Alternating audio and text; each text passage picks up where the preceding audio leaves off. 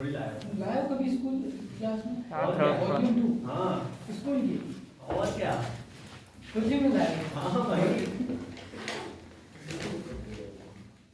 देख लेना यार, मिल रही है। Figure shows a hydraulic press with a large piston of diameter 35 centimeter. यहाँ पर एक piston है. This is a piston. Started? तो यहाँ पर लिखा है फिगर शोज ए हाइड्रोलिक प्रेस. एक हाइड्रोलिक प्रेस है, इसमें ये बड़ा वाला पिस्टन है. इसका डायमीटर, पिस्टन का जो ये वाला डायमीटर है, इसे मैं D1 कह देता हूँ. 35 centimetre square, sorry centimetre. Height 1.5 metre है. यहाँ पर इसमें लिक्विड भरा हुआ है.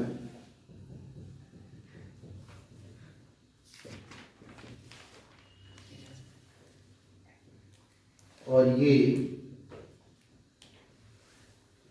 20 किलोग्राम का है. दोनों के लेवल में जो हाइट का डिफरेंस दिया है, this height difference is given 1.5 metre. G is 9.8 meter per second square, and diameter of the piston, this size, diameter D2, suppose that it is 10 centimeter.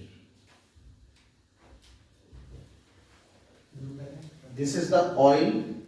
ये oil है जिसकी density 750 किलोग्राम पर metre cube है.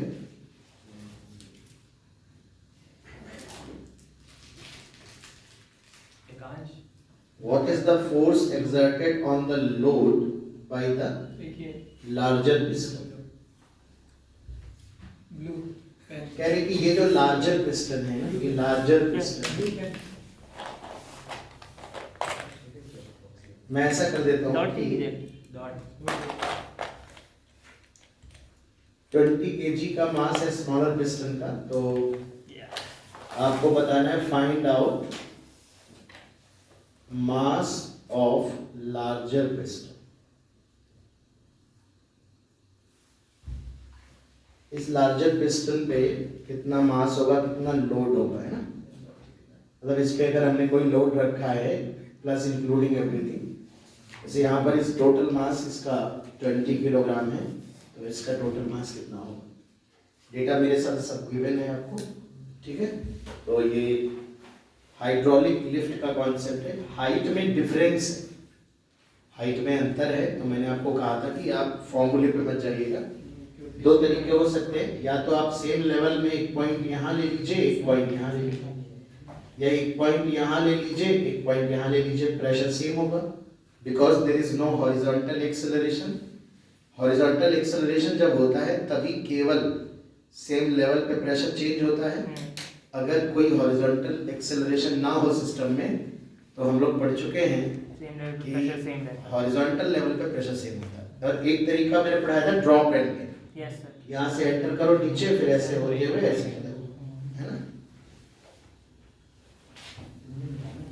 ठीक है, करो. तो हमने काफ़ी टाइम दिया आपको सॉल्व करने का, और चलिए देखते हैं. तो हम इस क्वेश्चन को ड्रॉप एंड गेट मेथड से करेंगे.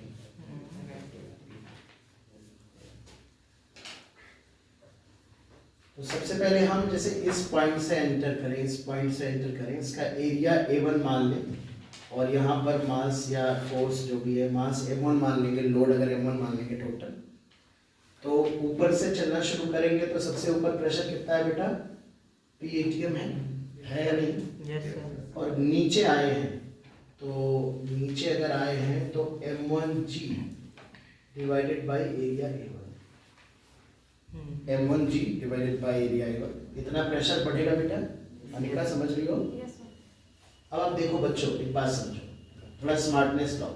यहाँ से अगर यहाँ तक आ जाओ इस हाइट को अगर आप कुछ एज्यूम कर लो अपनी तरफ से, let us suppose this is y, तो जब आप यहाँ से यहाँ आओगे तो h प्लस, या यहाँ से यहाँ आओगे रो जी एच बढ़ेगा, फिर यहाँ से यहाँ आओगे तो रो जी वाई बढ़ेगा, पर यहाँ जाने पे अपने माइनस हो जाएगा।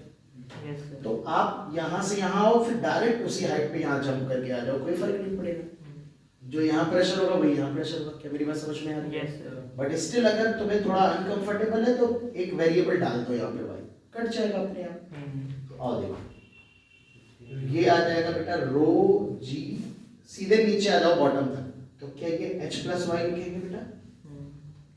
ये बात समझ में आ रही? माइनस रो जी वाई, यहाँ से सीधे यहाँ आ गया बेटा में प्रेशर। Yes sir. एरिया से फर्क नहीं पड़ेगा, प्रेशर तो केवल हाइट से देखना होता है ना। ये h है यहाँ से यहाँ तक, और ये नीचे तक y है। फिर यहाँ से आएंगे कोई चेंज नहीं आएगा, लेकिन जब यहाँ से y ऊपर जाएंगे तो रो जी वाई माइनस हो जाएगा, इसलिए मैं कह रहा था कैंसिल आउट हो जाएगा। फोर्स नीचे लग रहा है, हम ऊपर जा रहे हैं, तो वो ये वाला टर्म इससे कैंसिल आउट हो जाएगा। इसलिए मैं कह रहा था आप इस लेवल से जब यहाँ अंदर आओ तो सीधे, अगर एक्सेलरेशन ना हो तो सीधे यहाँ से यहाँ जंप किया करो, और अल्टीमेटली आप एच हाइट नीचे आए हो, जब यहाँ से यहाँ डायरेक्ट जंप करोगे तो रो जी एच ऐड हो जाएगा बस। प्रेशर ये हाइट के कारण ही तो प्रेशर चेंज हो रहा है, हॉरिजॉन्टल डिस्टेंस के कारण तो प्रेशर में चेंज आ नहीं रहा बेटा। तो आप डायरेक्ट mg के बाद सीधे रो जी एच लिख के यहाँ जंप कर सकते थे, तो उस पिस्टन के नीचे से यहाँ आ सकते थे डायरेक्ट। समझ गए ना? Yes sir. लिक्विड के एक पॉइंट से लिक्विड के दूसरे पॉइंट डायरेक्ट जंप मारेंगे, और हाइट में जो चेंज हुआ है बस वो देखेंगे। अगर h हाइट नीचे आए हैं तो रो जी एच जोड़ देंगे, ऊपर गए हैं तो माइनस कर देंगे। बट स्टिल अगर तुम्हें अनकंफर्टेबल हो तो जैसे किया है वैसे कर लो, ठीक है। अब mg नीचे लग रहा है, हम ऊपर जा रहे हैं, तो बेटा ड्रॉप होगा ना। Yes sir. Minus 20g divided by area A2 मान लेते हैं, इक्वल टू क्या आ गया PATM। PATM से PATM कैंसिल आउट हो जाए। M1 पूछा गया, ठीक है। तो M1g divide by area, area होता है पाई d square by 4, pi r square होता है ना, और रेडियस होती है डायमीटर डिवाइड बाई 2। एरिया को लिख सकते हैं पाई d स्क्वायर बाई 4, है ना? कोई कंफ्यूजन है? नहीं सर। इक्वल टू, उधर लिख लो 20g divide by A2, A2 हो गया पाई d2 स्क्वायर डिवाइड बाई 4, 4 ऊपर चला गया, माइनस रो जी एच, है ना? जी से जी कैंसिल आउट हो जाएगा।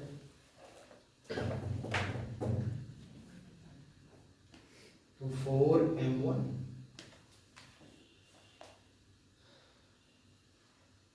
m1 इज इक्वल टू आ जाएगा 20 divide by d2 square into d1 square, 4 से 4 कैंसिल आउट होगा।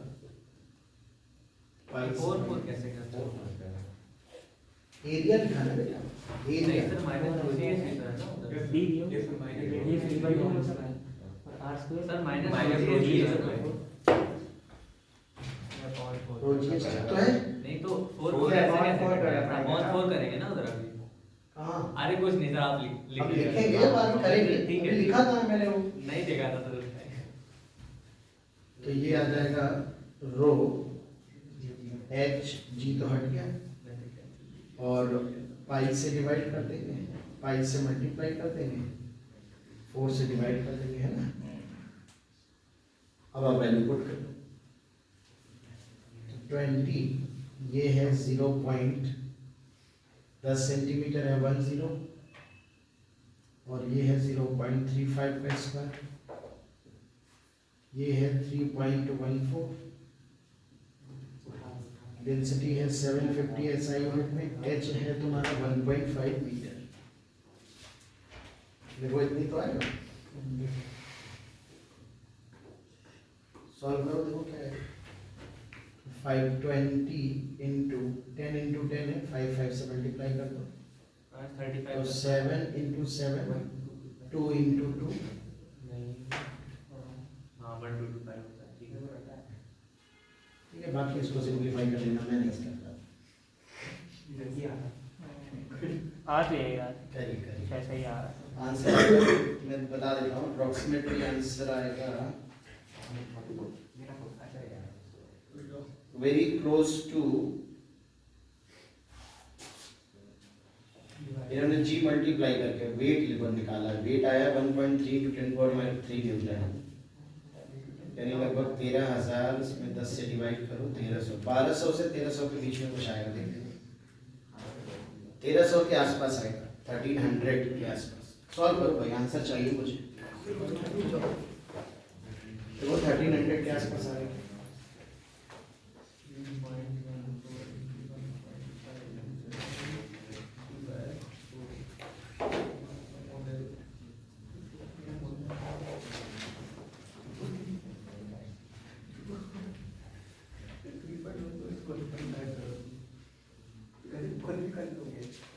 कितना आ रहा देखो,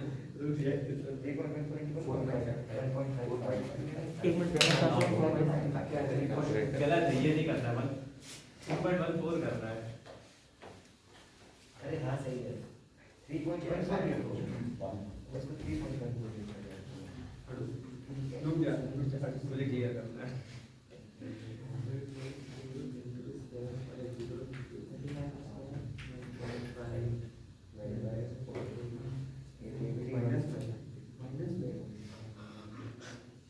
उसको रखो रखो, शुरू करो। तो सुनो बेटा, बालकों, hello hello, yes sir sir ये M1 कैसा आ रहा है, नेगेटिव। Yes sir. इससे क्या कंक्लूजन होता है? कंक्लूजन ये होता है कि डेटा जो हमने लिया है वो गड़बड़ दिया है। कभी कभी बनाने में क्वेश्चन, इसका ये मतलब हुआ कि मास नेगेटिव का मतलब है कि आपका कोई भी मास रख दो, ये ऑलरेडी इस कंडीशन में बैलेंस कंडीशन नहीं रहेगी। नेगेटिव आने का मतलब ये है कि इसको आप पुश करना तो दूर की बात, आपको ऊपर की तरफ सपोर्ट देना पड़ेगा, तब बैलेंस होगा। बात समझ में आ रही है? तो नेगेटिव आने, देखो कैलकुलेशन पहले एक बार चेक कर लो, कैलकुलेशन गलत तो नहीं है। यहाँ प्रेशर एटमॉस्फेरिक होगा, नीचे आने पे mg/a बढ़ेगा, फिर यहाँ पे ρgh+y बढ़ेगा, नो चेंज, फिर -ρgy, फिर mg नीचे लग रहा है एरिया, ठीक है। बाकी यहाँ ठीक लिखा है हम लोगों ने ना, तो ये ρgy से ρgy कैंसिल आउट है, तो ये गिव्स atm। डायमीटर के टर्म में लिखेंगे तो πr² होता है, तो d²/4 होगा, तो πd1²/4, ये πd2²/4। लिखा तो सब सही है, सब सही लिखा है। नेगेटिव का मतलब है, आप यहाँ एक लाइन जोड़ दो, इक्विलिब्रियम, ये एक्चुअली कभी कभी डेटा हो जाता है ऊपर, equilibrium in this condition is not possible. जो कि नेगेटिव मास का मतलब ये है कि यहाँ पर मास की जरूरत, मतलब अगर जीरो मास भी रख दोगे ना, मेरी बात सुनना, जीरो मास भी रख दोगे ना तो भी इसका लिक्विड का फोर्स ज्यादा होगा और ये इस फोर्स को ऊपर की तरफ पुश कर देगा, इसका यही मतलब है। ये कह रहे हैं मास बढ़ाना तो दूर, आप इसको कम करिए, मास हटाइए प्लस थोड़ा पानी भी हटाइए ऊपर से, देन ये इसके साथ बैलेंस होगा। मेरी बात समझ गए ना? ये लोड थोड़ा ज्यादा होगा यहाँ पे। तो डेटा जो है वो इस तरह का है कि ये क्वेश्चन इस कंडीशन में it is not possible to have equilibrium. बात समझ में आई? या तो ये हाइट कम ज्यादा होगी, अगर मैं इस हाइट को 0.15 कर दूं तो मुझे अच्छा लगेगा। सर ये जब d² को सर d1 इन्होंने आंसर के हिसाब से निकाल दिया सर d1² को जब मल्टीप्लिकेशन करवाया तो उस वाले टर्म में नहीं करवाया, उस वाले में क्यों कराया? सर क्वेश्चन चेंज कर लीजिए ना, कह दीजिए इक्विलिब्रियम के उसमें होगा कंडीशन में 1.5 मीटर d1² मल्टीप्लाई नहीं किया होता सर। हाँ आपने ये m1 वाला जो स्टेप है जिसमें सिर्फ m1 लिखा था आपने, क्या है बेटा? लेकिन जो ये जो m1 वाला जो स्टेप है देखिए तो एक बार तो उसमें आपने d1² का मल्टीप्लिकेशन उस वाले टर्म में नहीं करवाया। मेरा 528 पॉइंट समथिंग आता है, ये इसमें सर दूसरा वाला टर्म सर इसके ऊपर। हाँ इसमें कैलकुलेशन मिस्टेक है, गधे कहीं। और नेगेटिव में चला जाएगा ना फिर। हाँ वही तो नहीं बढ़िया आ जाएगा। अरे पगलऊ लोगों, ये d² इधर जाएगा भी तो, और नालायकों। खुद ही तोड़ दिया मैंने क्या तोड़ दिया? ये आप करो ये डी, हाँ सही कह रहे हो, ये d1 स्क्वायर इधर भी तो जाएगा यार। हम कह रहे हैं चेक कर लो, कैलकुलेशन चेक कर लो, वेक्टर वाला है एकदम नहीं जाएगा। फिर मैंने कुछ तो d1 स्क्वायर देखो कितना आएगा, d1 है 0.01 कितना है 0.1 आया इसमें। नहीं d1 तो हमने इसको माना 3.5 था, था। उधर वाले को माना 3.5 तो तब भी माइनस में जा रहा है। था। अब नहीं जाएगा, देखो चेक करो। कर लिया सर चेक। अरे मैं कर रहा था, अरे चेक करो, अब नहीं जाएगा। सर माइनस ये 0.3 into 0.3 समझ रहे हो ना, 0.09 हो जाएगा ये 1.1 के आसपास आएगा, ये 10 टाइम्स घट गया, ये 10 टाइम्स डिक्रीज हो गया ऑलमोस्ट। तब भी माइनस ही जा रहा है सर ये रिकॉर्डिंग बंद कर देगा। या कैलकुलेशन कितना आया 136.9 136.9।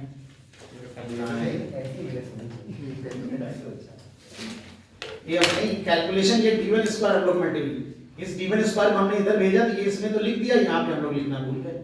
कई बार ऐसा होता है, इसलिए कभी ऐसा कैलकुलेशन लटके तो काट दो, दोबारा से सॉल्व करो, क्योंकि अगर उसी लाइन में बार बार जाओगे तो वही सेम गलती रिपीट होती है बार बार, ठीक है ना।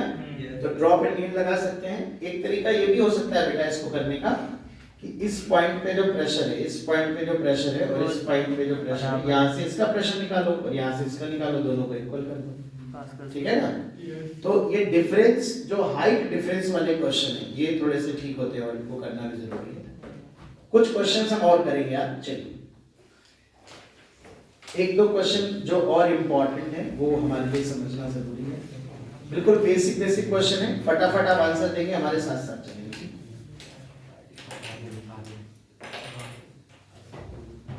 बहुत ध्यान से देखना। एक पिस्टन है, सिलिंड्रिकल कंटेनर है, इसमें लिक्विड भरा हुआ है,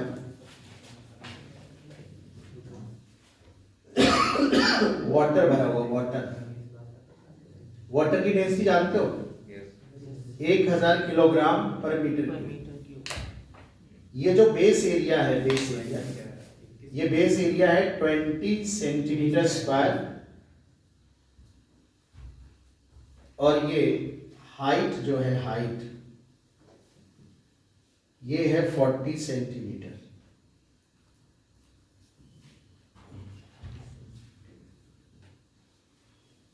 neglecting the atmospheric pressure, नहीं neglect नहीं, find out force applied by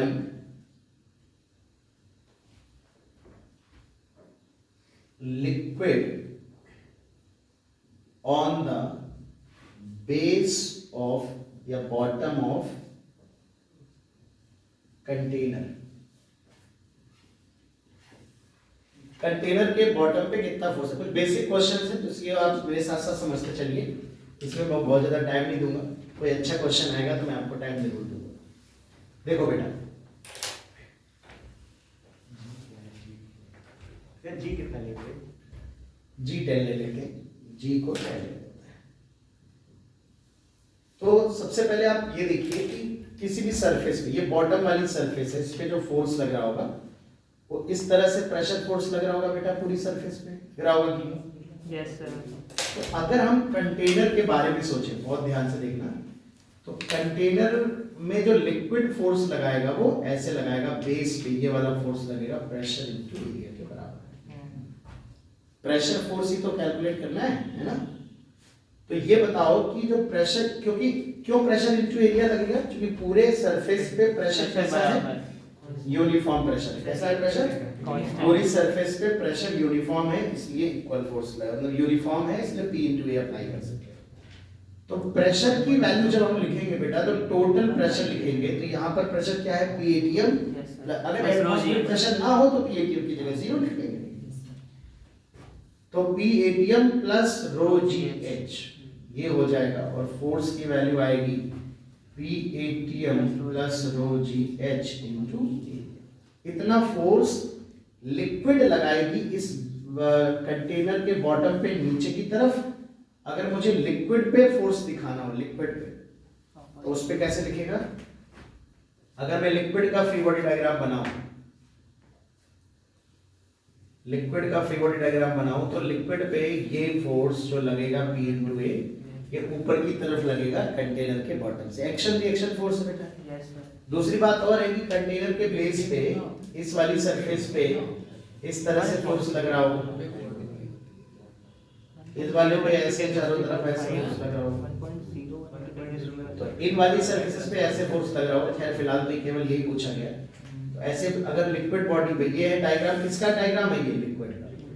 और इस वाली सरफेस पे ऐसे फोर्स लग रहा होगा लिक्विड पे, आगे काम आएगा ये सब, ठीक है। ऊपर से अगर लिक्विड पे सोचा जाए तो ऊपर से लिक्विड पे PATM into A लग रहा होगा और एक लिक्विड का क्या लग रहा होगा? H।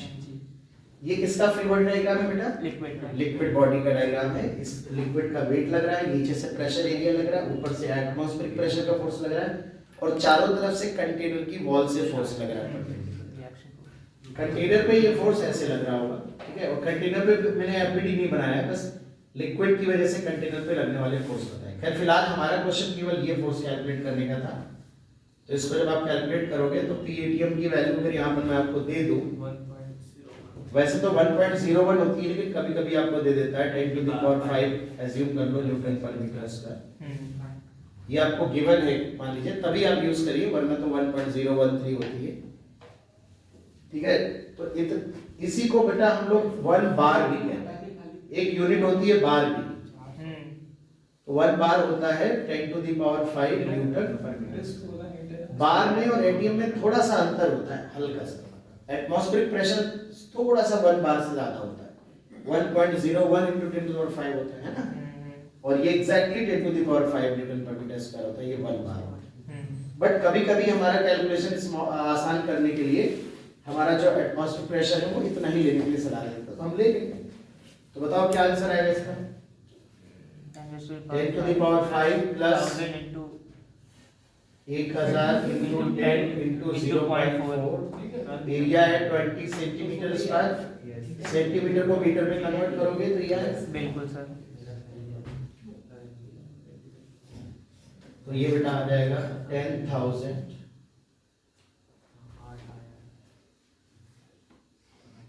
10 to the power 5 plus 10 to the power 4 into 10 to the power 3 है ये, into 20 10 to the power -4 से ये 4 जीरो चले जाएंगे तो 10 बचेगा और 0.4 बचेगा ना, बाहर 20 रहेगा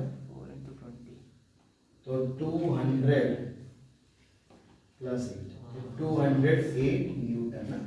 यस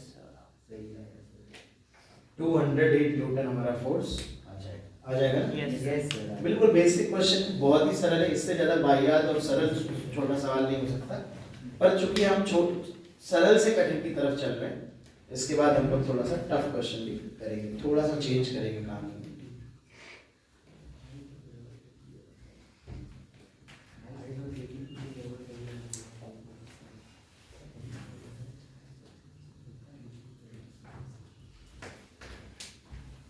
कोई दिक्कत किसी को? एक सिंपल सा क्वेश्चन है,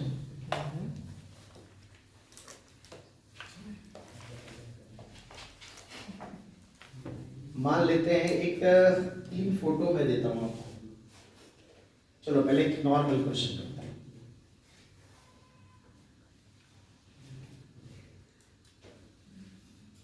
एक कंटेनर है, इस तरह का शेप इसका,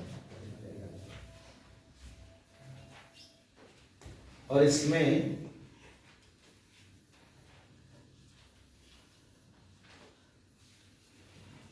इस तरह का लिक्विड भरा हुआ, टोटल m kg लिक्विड है, m मास कुछ भी हो सकता है, मैं डेटा नहीं ले रहा हूं। बेस का जो एरिया है वो A1 है, और जहां तक लिक्विड भरा है, मान लेते हैं टॉप तक लिक्विड भरा है, तो टॉप पे जो ये एरिया है ये एरिया A2 है। थोड़ा सिमेट्रिकल है, थोड़ा सिमेट्रिकल है। h हाइट है इसकी,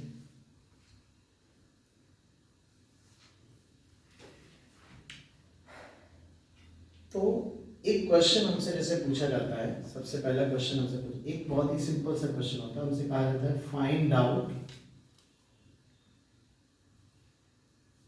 फोर्स अप्लाइड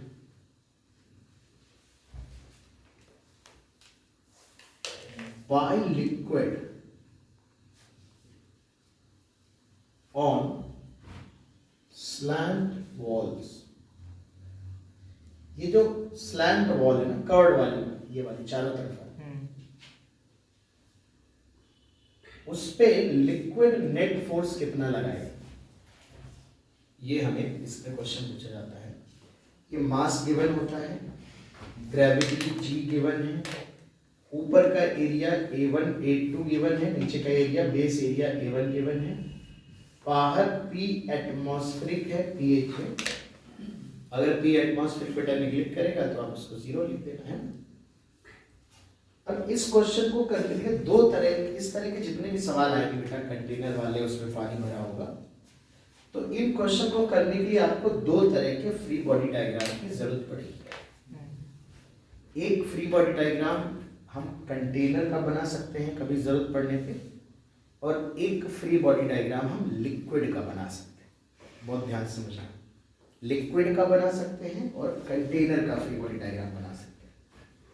जैसे यहाँ पर मैं लिक्विड का फ्री बॉडी डायग्राम बनाता हूँ, बहुत ध्यान से समझना, लिक्विड का फ्री बॉडी डायग्राम बना रहा हूँ।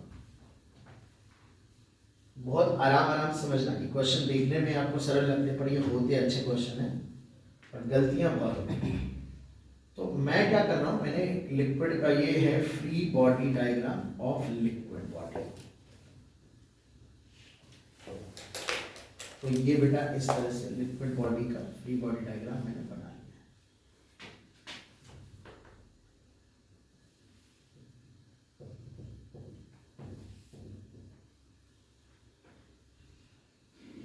ये लिक्विड बॉडी का फ्री बॉडी डायग्राम बना लिया। नीचे से अब बहुत ध्यान सुनो, ये कुछ प्रेशर के कारण बॉटम को नीचे पुश करेंगे। Yes sir. कितना प्रेशर होगा यहाँ पर, P प्लस रो जी एच, P ATM प्लस रो जी एच इंटू एरिया होगा कितना? Yes sir. इतना फोर्स ये लिक्विड कंटेनर पे डाउनवर्ड अप्लाई करेगा, तो कंटेनर इस पे लिक्विड पे कितना लगाएगा? ये वॉल्स किसकी हैं? लिक्विड की। किसकी हैं? लिक्विड।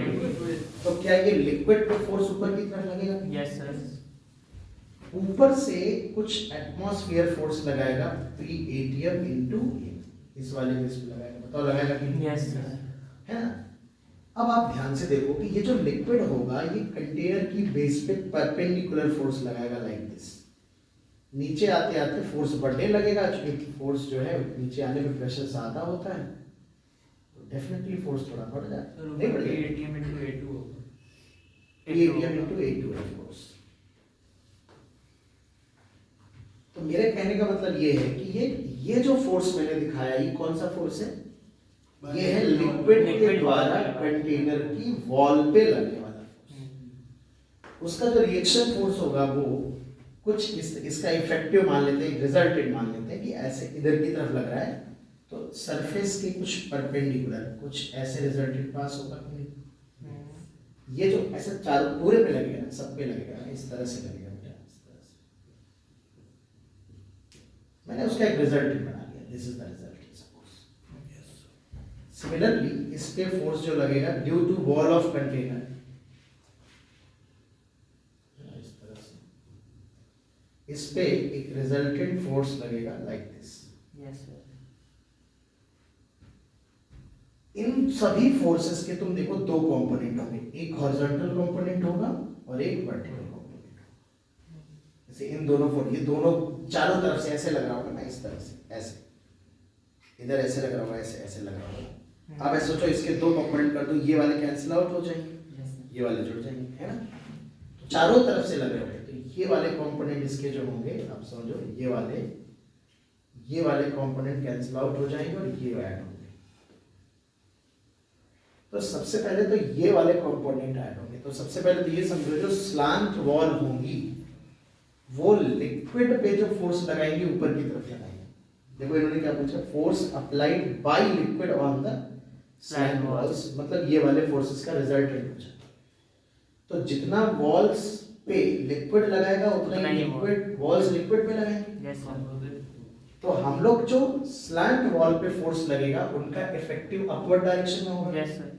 मान लेते हैं ये एक रिजल्टेंट फोर्स ऊपर की तरफ पास होगा जो स्लैंट वॉल की वजह से लगने वाला फोर्स है, बट ऑफ कोर्स ये लिक्विड है तो इसका कुछ वेट भी डाउनवर्ड लगेगा। बताओ। Yes sir. ठीक है, तो अब बस हमें फोर्स बैलेंस करने हैं बेटा इसके। तो डाउनवर्ड फोर्स कौन कौन लग रहा है, ध्यान से देखो। एक ऊपर से लग रहा है PATM इंटू एरिया A2, और क्या लग रहा है बेटा, mg वेट ऑफ लिक्विड। ऊपर की तरफ कौन कौन लग रहा है बेटा, minus PATM plus rho GH into PATM plus rho GH A1 sir rho GH into rho GH, और जो स्लैंट वॉल पे के कारण लगने वाला फोर्स एटमॉस्फेयर प्रेशर तुम्हें गिवन होगा, A1 A2 गिवन होंगे, हाइट गिवन होगा, वेट। तो ये फोर्स लैंड वो आ रहा है जो वॉल लिक्विड पे लगा है, तो एक्शन रिएक्शन फोर्स तो बराबर है, लेकिन डायरेक्शन तो अपोजिट हो जाएगी। डायरेक्शन अपोजिट हो जाएगा। फोर्स हमने मैग्नीट्यूड पूछा है, तो जो वॉल्स लिक्विड पे लगा रही होगी वो ऊपर की तरफ होगा, और जो लिक्विड इन स्लैंट वॉल पे लगा रहा होगा वो नीचे की तरफ। नीचे की तरफ होगा। तो मैग्नीट्यूड इतना आएगा and direction will be downward. बात समझ रहे हैं? Yes sir. तो अभी डेटा आपको उसके अकॉर्डिंग दिया जाएगा, मैंने डेटा सेट नहीं किया है। अगर ध्यान से सुनो, अगर एटमॉस्फेरिक प्रेशर ना हो तो ये वाला फोर्स पूरा गायब हो जाएगा ऊपर से, और यहाँ इस वाले में सिर्फ क्या आएगा, रो जी आएगा कि नहीं? Yes sir. उस केस में आपका, उस केस में ऊपर वाले एरिया की जरूरत नहीं पड़ेगी। बात समझ में आ गई? Yes sir. ऊपर वाले एरिया की जरूरत नहीं पड़ेगी। कर देना। बॉक्स है एक तरह का। आइए देखिए, मैं 3 फोटो बना रहा हूँ, 3 डायग्राम बना रहा हूँ। कंटेनर इज मासलेस, कंटेनर में कोई मास नहीं है, ठीक है, और 3 फोटो बना रहा हूं मैं। एक फोटो ये है, इसमें कंटेनर इस तरह का है और h हाइट का लिक्विड भरा हुआ है सेम डेंसिटी। दूसरे वाले में सेम हाइट तक लिक्विड भरा हुआ है, जितना बेस एरिया यहाँ है वही बेस एरिया यहाँ है, और तीसरे केस में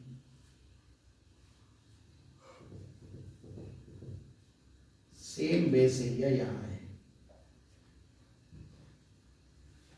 कंटेनर में मास नहीं, ओके, कंटेनर इज मासलेस। सभी में हाइट सेम, h हाइट ये भी है और h हाइट ये भी है, नीचे बेस का एरिया भी सेम है। पिछले क्वेश्चन में भी कंटेनर मास था नहीं तो लेकिन कंटेनर के भी मास से जो फोर्स लगेगा उसका कुछ नहीं होगा, वो ग्राउंड पे इफेक्ट डालेगा। कंटेनर और लिक्विड के बीच में फोर्स का उसके मास से पिछले क्वेश्चन में कोई लेना देना नहीं था। अगर मैं पूछता ग्राउंड के पे नॉर्मल रिएक्शन के, ग्राउंड पे रखे हैं ना, तो 3 चीजें हैं। मैंने एक तो ये कहा कि compare the force applied by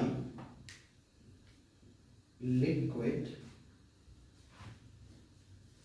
on containers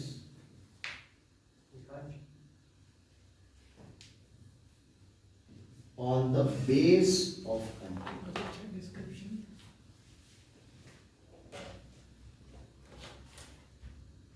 container के बेस पे जो तीनों लिक्विड फोर्स लगाएंगे उसको कंपेयर करना है।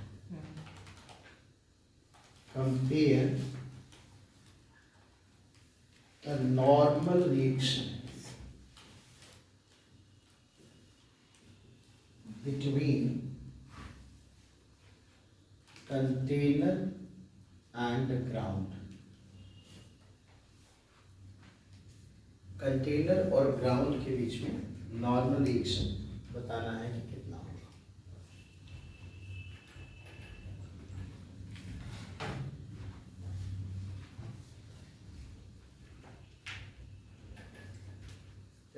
क्या बोली थी? हाइड्रोस्टैटिक हाइड्रोस्टैटिक पैराडॉक्स एक तरह का समझते हो, जैसे कई बार हमें जैसा लगता है वैसा होता नहीं।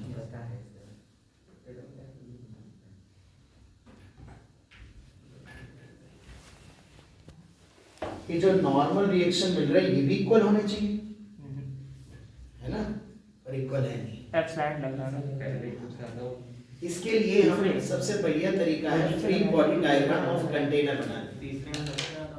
दूसरे में उसके बाद free body diagram of container बनाना। उनको दूसरा सबसे ज्यादा है। अगर आप ध्यान से स्लैंट भी लग रहा है। बेटा बात नहीं,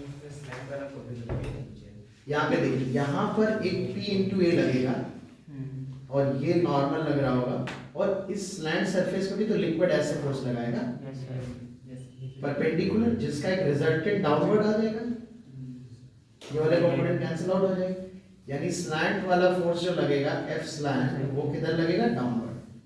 तो जो N1 होगा वो PA प्लस F स्लैंट के बराबर। ये मैंने सिर्फ फ्री बॉडी डायग्राम किसका बनाया है? कंटेनर, और कंटेनर के पास कोई मास नहीं है इसलिए mg नहीं दिखाया। पता है भाई, कंटेनर के पास कोई मास नहीं है इसलिए mg नहीं दिखाया। कोई दिक्कत? Yes sir. तो हमने कंटेनर के कांटेक्ट में जो भी है तो वो हम लोगों ने PA प्लस F स्लैंट आ जाएगा। तो आप देख सकते हो कि ये साइड वॉल पे भी कुछ फोर्स लग रहा होगा, इसलिए नॉर्मल रिएक्शन जो होगा वो थोड़ा सा ज्यादा होगा। और यहाँ पर अगर आप देख सकते हो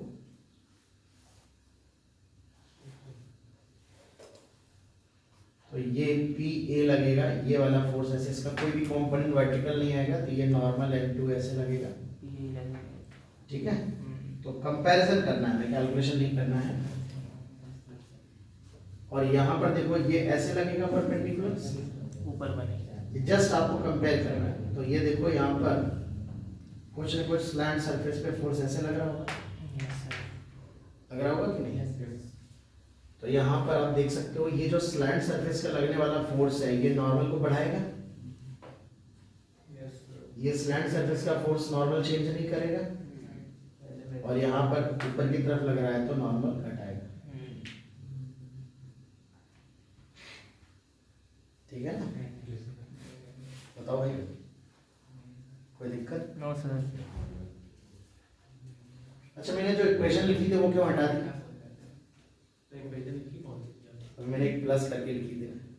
देखा ही नहीं था। अच्छा सर, वो क्या कहते हैं, Actually N1 इसलिए = हटा दी। PA + F slant. इसलिए इस इक्वेशन को हमने डाल दिया कि जैसे यहाँ ग्राउंड के कांटेक्ट में था बेस, यहाँ तक तो लिक्विड कांटेक्ट में है। एक्चुअली क्या होगा, अगर तुमने ऊपर से प्रेशर फोर्स कंसीडर किया है और उसमें एटमॉस्फेयर प्रेशर भी कंसीडर किया है, स्लैंट फोर्स भी ले रहे हो, ये भी ले रहे हो, ये N1 भी ले रहे हो, तो इन वॉल पे नीचे से भी, इतनी वॉल पे नीचे से भी तो एटमॉस्फेयर प्रेशर लगेगा। Yes sir. तो इनका जो प्रोजेक्शन एरिया बनेगा ना, इतना वाला ये एरिया है इनका, उस पे ऊपर की तरफ लेना पड़ेगा, यानी इफेक्टिवली जो एटमॉस्फेयर का इफेक्ट होगा वो इधर से कुछ कम भी करेगा। तो एग्जैक्ट कैलकुलेशन नहीं है वो उसमें, बात समझ रहे हैं ना? तो वो इक्वेशन एक तरह से 100% करेक्ट नहीं थी, इसलिए मैंने उस इक्वेशन को लिखा नहीं, बट हमारा टारगेट सिर्फ कंपेयर करना था। इसलिए अक्सर ऐसे क्वेश्चन जब आते हैं तो एटमॉस्फेयर प्रेशर को इग्नोर कर देता ताकि आप आसानी से कैलकुलेशन कर सकें। ठीक है ना? पिछले डायग्राम में हमने सिर्फ लिक्विड का डायग्राम बनाया था, तो लिक्विड पे हमने चारों तरफ से फोर्सेस ले लिए थे। ठीक है, तो हमें बस कंपेयर करना था, तो कंपैरिजन आपको सीधे सीधे समझ में आ रहा है कि हाँ इस तरह से आप कंपैरिजन कर सकते हैं। एक तरीका और है कंपैरिजन करने का कि आप क्या करो, लिक्विड और कंटेनर को मिला करके फ्री बॉडी डायग्राम बना लो बेटा। लिक्विड और कंटेनर को, ये बात तो समझ आ गई ना सबको? Yes sir. अनिका, ये फोर्स ऐसे लग रहा है ना बेटा, तो इसका एक वर्टिकल कंपोनेंट डाउनवर्ड आएगा व्हिच विल इंक्रीज द, मतलब it will be something greater than N1 will be greater than PA, right? और यहाँ पर N3 is less than PA, है ना? तो PA से काफी कम होगा, क्योंकि स्लैंट वॉल पे लगने वाले फोर्सेस कुछ ना कुछ तो कम कर देंगे। ठीक है, तो इस तरह से आप यहाँ पर कह सकते हो कि जो नॉर्मल रिएक्शन होगा वो भले ही बॉटम पे लगने वाला फोर्स इक्वल हो, बट नॉर्मल रिएक्शन इक्वल नहीं होंगे। ठीक है? Yes sir. एक क्वेश्चन मैं आपको देता हूँ, इस तरह का क्वेश्चन तो हमने कर लिया, मैं इस तरह का एक क्वेश्चन देता हूँ और साइड वॉल का फोर्स, स्लैंट वॉल का फोर्स आप निकालेंगे। हम लोग एटमॉस्फेरिक प्रेशर को इग्नोर करेंगे। क्वेश्चन तो लिख लिया है सबने? यस। तो क्यों ये एक पैराडॉक्स है, समझ आ गया होगा? पहली वाली चीज अगर सेम है तो ऐसा लगेगा आपको कि नॉर्मल शेप है, बट वो नॉर्मल सेम नहीं होगा। एक क्वेश्चन करते हैं बच्चों, ये एक क्वेश्चन है, इस तरह का ये कंटेनर है,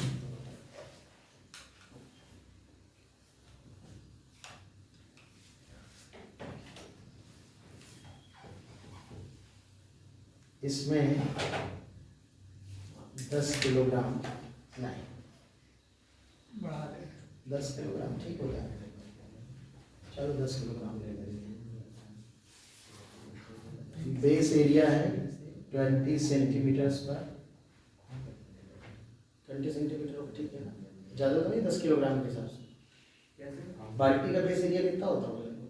20 सेंटीमीटर स्क्वायर बहुत कम लग रहा है। कम लग रहा है, 40 में। और ये जो हाइट है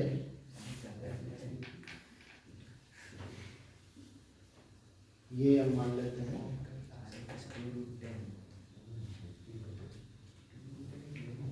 PATM 0 गिवन है।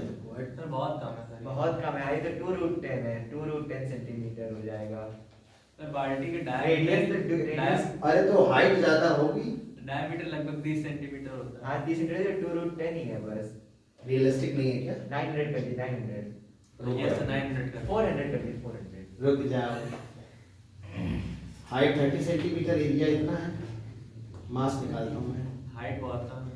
उससे कम कर दूंगा मास, एरिया है 40 10 की पावर -4, 20 kg ये 0.3 है, और रो है 1000, बताओ कितना मास आएगा? ये -1 बचेगा, ये उधर लिखा हूँ। ये सर एक और कट जाएगा सर 1.2 1.2 kg आएगा ना, 120 हाँ और हम लोगों ने ज्यादा ले रखा है ना मास 20। सर उसको 1000 सेंटीमीटर स्क्वायर कर दीजिए सर। तो ऐसा कर देते हैं, एरिया बढ़ा दीजिए सर। हाँ, एरिया 400 सेंटीमीटर स्क्वायर से कितने केजी बन रहा था? 12 केजी। यस। और इसको कर दे रहा हूँ मैं ओके। 6 किलोग्राम। अब कोई दिक्कत? चलो ले लेना, रियलिस्टिक है ना? यस हाइट 30 सेंटीमीटर, चूंकि हमने इसको स्लैंट कर दिया ना तो मास कम हो जाएगा। 8 केजी कर लेते हैं, 8 बढ़िया है, 12 से कम होना चाहिए थोड़ा सा। तो 8 केजी मास है, जी की वैल्यू 10 है, ठीक है। फाइंड आउट, क्या बताना है बेटा? Force applied by liquid on, join कर लो जो भी, कोई नहीं सर। On slant walls. ये जो स्लैंट वॉल्स हैं इन पे नेट कितना फोर्स लगाएगा ये हमारा लिक्विड, ये हमें कैलकुलेट करना है। Base area given, atmosphere pressure include नहीं करना है, 0 लेना है आपको। तो उस लिहाज से बेटा अब आपको ऊपर वाला एरिया जानने की जरूरत नहीं पड़ेगी, क्योंकि ऊपर से कोई एटमॉस्फेयर प्रेशर तो लगेगा नहीं, है ना? तो इस क्वेश्चन को सॉल्व करना है आपको। देखो लिक्विड का मास दिया गया है, दिख रहा है कि नहीं? हाइट भी गिवन है, तो क्या लग रहा है आपको देख के, आप किसका एफबीडी बनाना पसंद करोगे? लिक्विड। कंटेनर का कि लिक्विड? लिक्विड का। कंटेनर के बारे में इंफॉर्मेशन तो दी नहीं है, नहीं सर। तो कंटेनर का एफबीडी बनाना तो नहीं पसंद करोगे? नहीं बिल्कुल। लिक्विड का एफबीडी बनाओ, draw all the forces, find out force, ठीक है, अप्लाइड बाय स्लैंट। चलो ट्राई करो। तो ये हमारा वाटर था, तो अंडरस्टूड है, और डेंसिटी है वाटर की तो जानते हो 1000 kg पर मीटर क्यूब। अगर हम इस लिक्विड का फ्री बॉडी डायग्राम बनाए, लिक्विड का, तो लिक्विड का फ्री बॉडी डायग्राम कुछ ऐसा बनेगा। ये लिक्विड बॉडी है हमारी, है ना? Yes sir. यहाँ से प्रेशर फोर्स लगेगा, कंटेनर के बॉटम पे नीचे लगेगा, और कंटेनर लिक्विड पे ऊपर की तरफ लगाएगा। बताओ जरा, सबसे पहले ये बताओ यहाँ पे प्रेशर कितना होगा? पीएटीएम तो है नहीं, ऊपर 0 प्रेशर मान लेते हैं, 0 ही तो होगा। प्लस रो जी एच, है ना। तो यहाँ पे प्रेशर आएगा रो जी एच इंटू एरिया। एक तो इसका एम जी लगेगा और इसकी जो साइड वॉल पे फोर्स लगेगा, लिक्विड की साइड वॉल पे, भाई स्लैंट वॉल जो फोर्स लगाएगी बाई लिक्विड और स्लैंट वॉल पूछा है, एक्शन रिएक्शन दोनों का इक्वल अपोजिट होगा। तो स्लैंट वॉल पे लिक्विड इसके परपेंडिकुलर, वैसे तो फोर्स ऐसे लगेगा, है ना। Yes sir. तो रिजल्टेंट हम इस एक फोर्स से बना लेते हैं।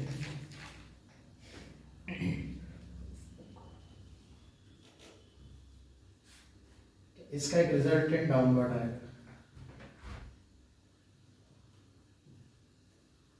है ना। तो नीचे की तरफ आएगा बेटा। Yes sir. अब देखो कोई फोर्स शूट तो नहीं रहा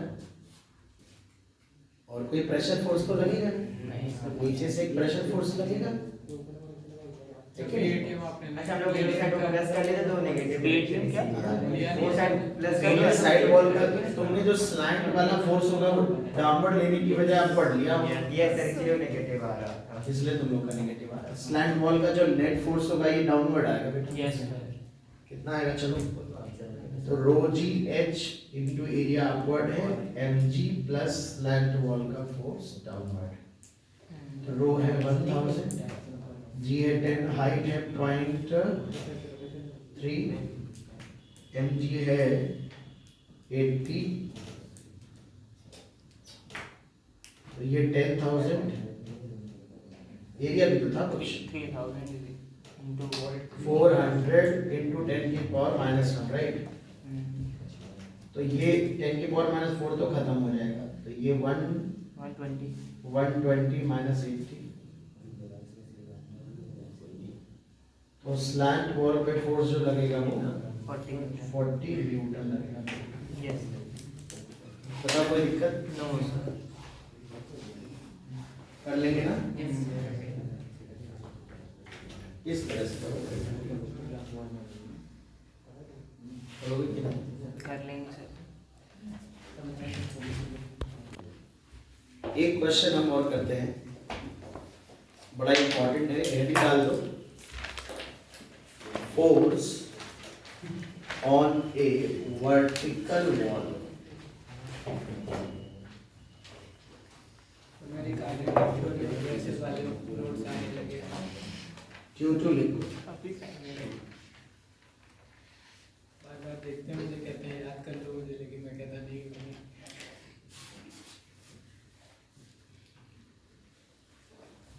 वर्टिकल वॉल पे किसी लिक्विड के कारण फोर्स कैसे लगेगा, कितना लगेगा। जैसे मान लेते हैं कि एक वॉल है हमारे पास,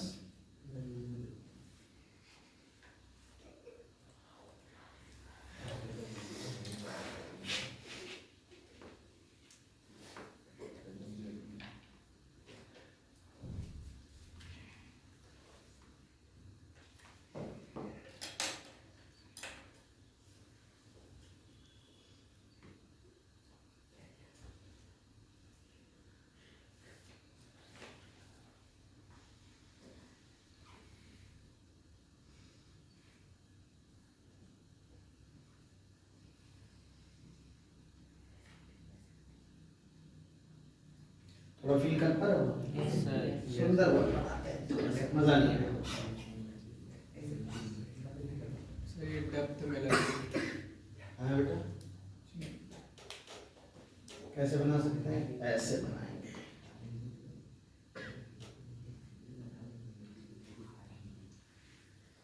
आज मैं भी अपने रहने दीजिए सर, आज आप फॉर्म में नहीं है।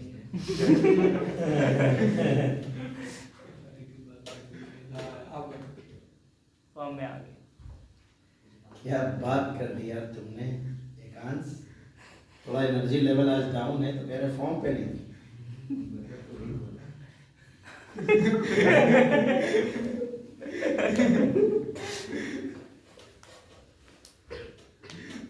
सर ये क्या? थोड़ा सा डैम की वॉल्स हैं नीचे से थिक होती हैं, ऊपर से thin। सर ये क्वेश्चन देख के वो वाला याद आ रहा है, वो एक बॉल वाला था, हाँ, सेंटर ऑफ मास का। वो आपने करेक्ट ये थोड़ा सा मैंने 3 डायमेंशनल व्यू बनाया है वॉल का, समझ में आ गया होगा। यहाँ लिक्विड है, ये वॉल वो सेटिंग क्यों है? अच्छा ये डैम की वॉल है, ये साइड व्यू है वॉल का। नीचे आने पे थिक होती है, हाँ तो थोड़ी ऐसी भी बना सकते हो, जरूरी नहीं कि ऐसी कर्ड हो, ठीक है ना, लेकिन नीचे प्रेशर ज्यादा होता है। इसका अगर साइड व्यू हम बनाएं, साइड व्यू, सिर्फ साइड व्यू, तो ये ऐसा देखने में लग रहा है। नीचे आने पे ये वॉल मोटी है, यहाँ लिक्विड भरा हुआ, पानी भरा हुआ, आप समझ में मेरी बात। सर ऐसे ही बना। वही सर, ऐसे ही बना लेते थे। ये इसमें दिखेगी नहीं ना, इसमें ये लेंथ नहीं दिखेगी, ये जो एल लेंथ है ना इसकी, ये वाली लंबाई नहीं दिखेगी। इसमें आप देखो ये वाली लेंथ है एल और ये वाली हाइट है एच, समझ पा रहे हो? Yes sir. इसमें ये जो एल वाली लेंथ है वो दिख रही है, वॉल के साइड से खड़े हुए दिख रही है, ये एल अंदर की तरफ गई है। तो जो फोर्सेस लग रहे होंगे ना, एटमॉस्फेरिक फोर्स को छोड़ करके फोर्स बताना है, सिर्फ लिक्विड कितना फोर्स लगाएगा। तो नीचे आने पे प्रेशर कुछ बढ़ेगा, ऐसे फोर्स लगेगा। जैसे जैसे नीचे आओगे फोर्स बढ़ता जाएगा, बढ़ता जाएगा, बढ़ता जाएगा, तो एक रिजल्टेंट फोर्स लगेगा, एक नेट फोर्स लगेगा, एक रिजल्टेंट फोर्स लगेगा। हमें उस फोर्स की वैल्यू बताना है ना। अगर इसका फ्रंट व्यू देखो, यहां से खड़े होके देखोगे, यहां से खड़े होके सामने से देखोगे, तो फ्रंट व्यू कुछ ऐसा दिखाई पड़ेगा। पानी के अंदर से घुस के अगर देखोगे, ये वाली लेंथ एल होगी, ये वाली हाइट एच होगी, और इसके कांटेक्ट में वाटर होगा, होगा कि नहीं होगा? यस और सामने से यहाँ खड़े होके, अगर यहाँ खड़े होके वॉल को देखोगे तो ये वॉल, साइड से खड़े होके देखोगे तो ये वाला व्यू दिखेगा, साइड में। अब वॉल तो समझ गए होगे? Yes sir. हैं? तो बताओ बेटा, सबसे पहले हमें ये देखना है कि इस पे फोर्स कितना लगेगा, only due to liquid excluding atmosphere pressure. तो यहाँ पर नीचे आने पे पहले तो सबसे पहली बात है आपको कि अच्छा फोर्स प्रेशर की वजह से, तो F = PA लगा देते हैं। लेकिन आप ये समझ जाओगे कि F = PA तो एप्लीकेबल ही नहीं होगा, क्योंकि पूरे में प्रेशर तो यहाँ पे यूनिफॉर्म है नहीं। तो क्या पूरे में हम F = PA लगाते हैं? वो नहीं लगा सकते, समेशन कर सकते हैं ना, लेकिन सिग्मा करेंगे, वही इंटीग्रेट इंटीग्रेट करेंगे। प्रेशर वेरिएबल है, वेरिएबल है और फोर्स कैलकुलेट करना है, तो कहीं ना कहीं हमें इंटीग्रेट करना पड़ेगा। हम क्या करेंगे, इस वॉल में y डेप्थ पे हम एक dy की स्ट्रिप मानेंगे, बहुत पतली सी स्ट्रिप है बेटा, dy, ये dy मानेंगे। इस पे अंदर की तरफ ऐसे फोर्स लग रहा होगा, ऐसे ऐसे लग रहा होगा ना फोर्स पे। Yes sir. ऐसा समझो, यहाँ पे y डेप्थ पे dy का हमने स्ट्रिप माना, और इस dy पे ये जो फोर्स लग रहा होगा, ये वाला फोर्स, ये इस वाले रीजन में कितना लग रहा है, ये df। यहां अगर मुझे बनाना हो यहां, तो y डेप्थ पे इसमें काफी चीजें डिस्कशन करने लायक होती, बहुत ध्यान समझना।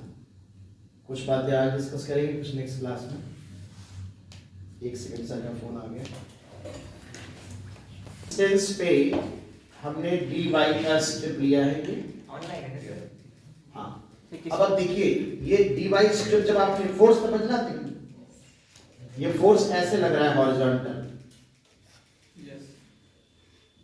तो फील कर पा रहे हो? और से थ्री डायमेंशन नहीं फील कर पा रहे। ये स्ट्रिप पे ऐसे फोर्स, यही फोर्स जो यहाँ पे एक दिखाई पड़ रहा है, एक्चुअली पूरी स्ट्रिप पे फोर्स लग रहा होगा।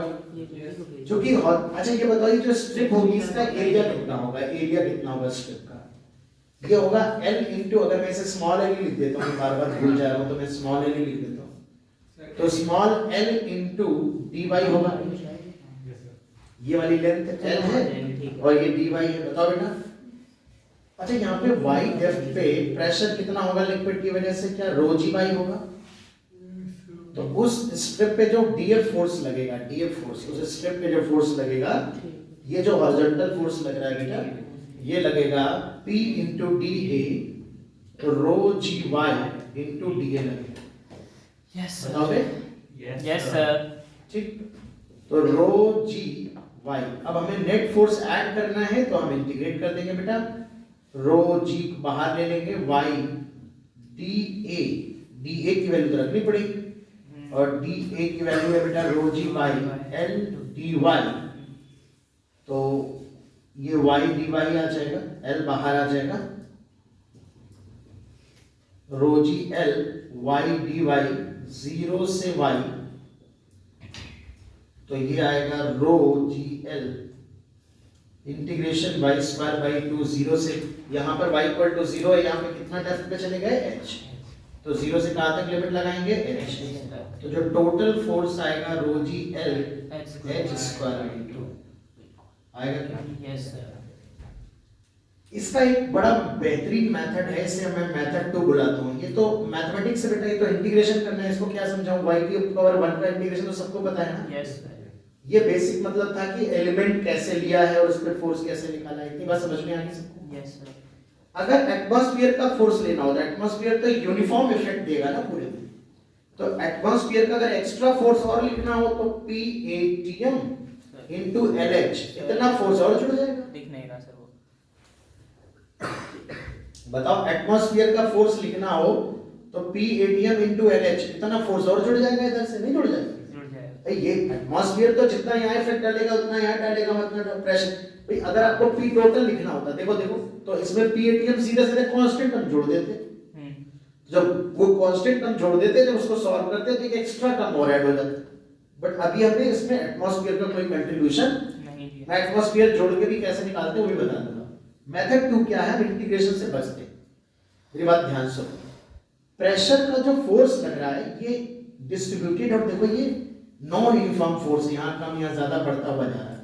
इस तरह की प्रोफाइल जिसमें डिस्टेंस के साथ लीनियरली वैरी करता है प्रेशर, फोर्स का जो वेरिएशन है वो भी लीनियर है, इसे लीनियर प्रोफाइल कहते हैं। आगे जब तुम ग्रेजुएशन पढ़ोगे तो लोडिंग बीम प्रेसेस पढ़ाए जाते हैं, इसमें loading linear profile curve profile इस तरह की बातें होती हैं। मतलब अगर प्रेशर ये y के साथ यहाँ पर पॉलिनोमियल होता, कोई y की पावर 2 3 होता तो लीनियर प्रोफाइल ना होता, ये लीनियर प्रोफाइल है। यहाँ पर एक तरीका ये होता है बच्चों कि फोर्स निकालने का एक तरीका होता है कि हम एवरेज प्रेशर को एरिया से मल्टीप्लाई करते हैं विदाउट इंटीग्रेशन। अब बहुत ध्यान सुनो, एवरेज वैल्यू कैसे निकलती है? एवरेज वैल्यू अगर लीनियर प्रोफाइल हो तो initial plus final divide by 2, जैसे इलास्टिसिटी में किया। हाँ, जैसे इलास्टिसिटी में किया था। जैसे तुम 9th क्लास में एवरेज स्पीड निकालने में v + u/2 कर देते थे, लेकिन मैं आपको बता दूं कि एवरेज वेलोसिटी v + u/2 हमेशा नहीं होती है। ये तभी होती है जब यूनिफॉर्मली एक्सेलरेटेड मोशन हो, तब v = u + at होता है और वेलोसिटी टाइम का एक लीनियर प्रोफाइल होता है, लीनियर फंक्शन होता है। इसी तरह से अरिथमेटिक मीन में अगर तुम देखो तो nth टर्म जो होता है तुम्हारा वो क्या होता है, a + n - 1 * t, तो t के साथ लीनियर प्रोफाइल, वहां पर भी t को देखा जाए तो लीनियरली वेरी कर रहा है बेटा। ग्राफ बनाओगे सारे पॉइंट्स को मिला के तो स्ट्रेट लाइन आएगा, सारे वैल्यूज का अगर ग्राफ बना दो तो स्ट्रेट लाइन आएगा कि नहीं आएगा? तो वहां पर भी याद करो am निकालते थे अरिथमेटिक मीन तो initial number final number by 2 कर देते थे प्लस t बाय 2। क्या मेरी बात समझ में आ रही है? तो जितने भी लीनियर प्रोफाइल होते हैं, लीनियर वेरिएशन होते हैं बच्चों, डिस्टेंस के साथ टाइम के साथ, उनकी जो एवरेज वैल्यू होती है प्रेशर की, बहुत ध्यान से सुनना जरा, तो जो एवरेज वैल्यू होती है बेटा वो होती है इनिशियल पॉइंट पर प्रेशर फाइनल पॉइंट पर प्रेशर डिवाइड बाय 2, और एरिया हो जाएगा LH। तो देखना जरा ध्यान से, एवरेज प्रेशर, यहाँ प्रेशर कितना है लिक्विड का 0, और यहाँ कितना है ρgh, तो 0 + ρgh divide by 2 into LH, तो ये आ जाएगा ρgL h² डिवाइड बाय 2। बात समझ में आ रही? तो आप इंटीग्रेशन वाला मेथड हम न्यूमेरिकल्स में अवॉइड करेंगे, हम एवरेज प्रेशर वाला मेथड आपको सिर्फ इससे क्वेश्चन करेंगे। तो नेक्स्ट क्लास में हम इस डिस्कशन को कंटिन्यू करेंगे, एक मेथड और पढ़ाएंगे और टॉर्क कैसे निकलता है वो भी बताएंगे, और कई सारे वेरिएशन है, मतलब ये कम से कम आधा से 1 घंटा भी और ये टॉपिक लेगा हमारा। ठीक है, तो दैट्स ऑल फॉर टुडे, आज इतना ही करेंगे। जल्दी से भागते हो जाओ, 6:30 बजे केमिस्ट्री क्लास स्टार्ट हो